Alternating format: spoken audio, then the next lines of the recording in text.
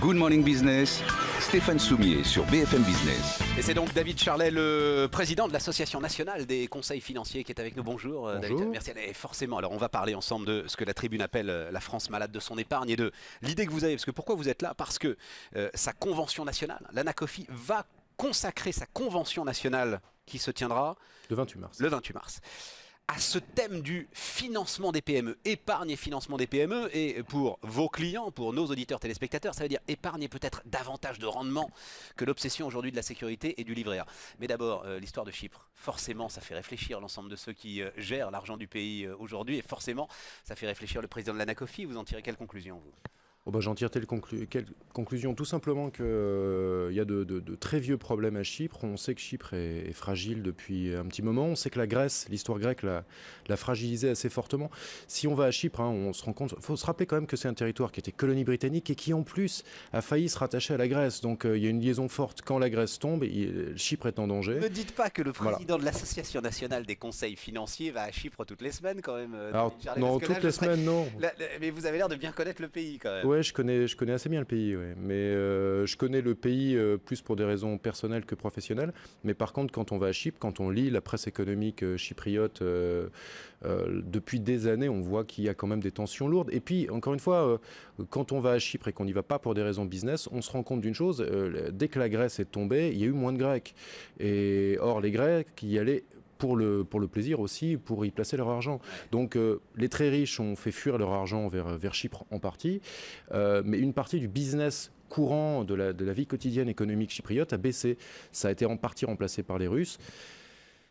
Ce qui m'intéresse, c'est la résonance en France. Un exemple. C'est un exemple dangereux. Ce qui est en train de se passer là-bas, c'est un exemple dangereux parce que c'est vrai que ça inquiète un épargnant, ça inquiète également le conseiller. Aujourd'hui, pas de panique non plus. La situation chypriote, c'est pas la situation française. C'est rien passé hier pour vous, par exemple. Vous n'avez pas été assailli de coups de fil? Non.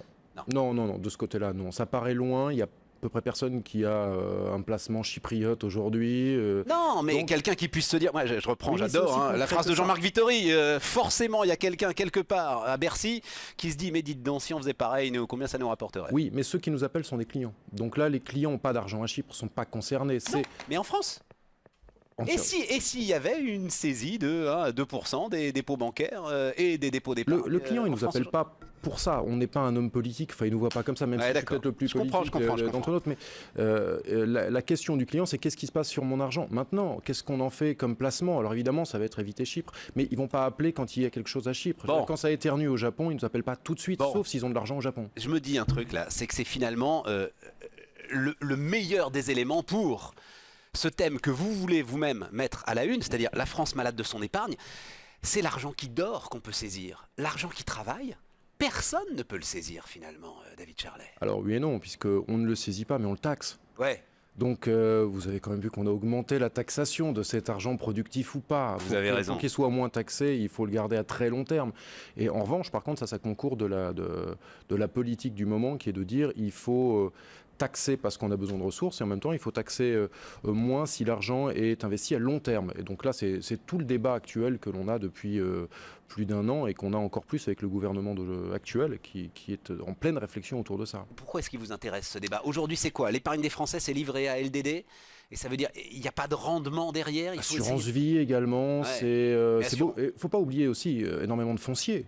Quand vous regardez la construction patrimoniale d'un Français, on est passé d'une époque où on était autour de 30% en foncier à 60%. Ça veut dire que c'est une obsession de sécurité quand même, David Charlet. Quand on prend tout ça, livret A, LDD, foncier, assurance vie. Ouais. Oui, et en même temps, de renversement des valeurs, puisque quand vous prenez l'assurance vie il y a 20 ans, vous aviez plus de 10 points de rendement, et aujourd'hui, les gens sont dedans, ils sont restés dedans, et le rendement, il est tombé à 3. Donc, on est en train aujourd'hui d'y voir une obsession de la sécurité. Il y a toujours eu une obsession de la sécurité. Je me souviens des premières matrices qu'on m'a appris à appliquer quand j'ai commencé ce métier. Elles étaient déjà ultra sécuritaires. On avait des matrices fermes, alors qu'aujourd'hui, elles sont plus souples en fonction, on doit personnaliser. 10% d'actions à l'époque. On a tous besoin, et si l'Anacofi se saisit de ce sujet, c'est qu'il sent lui-même que l'économie française a besoin forcément que cette épargne, elle travaille un peu plus. Est-ce qu'on peut le dire comme ça, David Charlet? Comment est-ce qu'on fait pour inciter vos clients à faire travailler un peu plus leur épargne? Oui, comment est-ce qu'on fait? Et puis, il y a une demande. Ce qui est assez nouveau, c'est qu'il y a une demande. Il y a une demande de concret et l'entreprise est perçue comme concrète. Alors l'entreprise, je vais plutôt parler même de la PME. La grande entreprise, c'est la bourse. Et pour un client, c'est la bourse et c'est le risque bourse. Bon. La TPE-PME, c'est l'économie. Et c'est pas complètement faux. Si vous regardez les marchés financiers chinois, par exemple, c'est un excellent exemple de ça. La bourse chinoise ne se comporte pas comme l'économie chinoise. Donc il y a une grosse différence TPE et entreprise vue comme une valeur boursière. Et aujourd'hui, ce qui est nouveau, c'est que l'épargnant nous demande de plus en plus de l'amener vers cette TPE-PME. Et le problème, c'est qu'on n'a pas les outils. Voilà.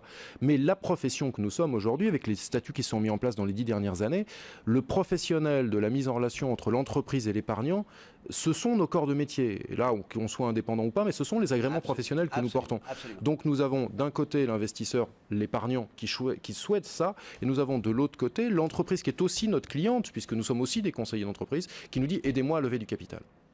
Voilà. Et ça pourrait se rencontrer. Ah non, mais j'adore ce que vous me dites là. Il y a une demande. De la part de vos clients, il y a une demande aujourd'hui. Ouvrez-moi les portes de l'entreprise, que je puisse participer à cette aventure-là. Ouais, on attend les statistiques sur 2012. C'est encore un peu tôt pour qu'on les ait. Mais sur 2011, ce qu'on avait, c'était un phénomène dans lequel on voyait que sur nos entreprises, on avait d'abord un doublement de la proportion des entreprises.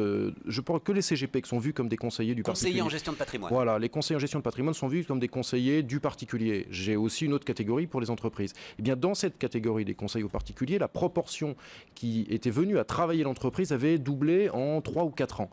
On était passé de 7 à 17%, c'est-à-dire plus que doublé même.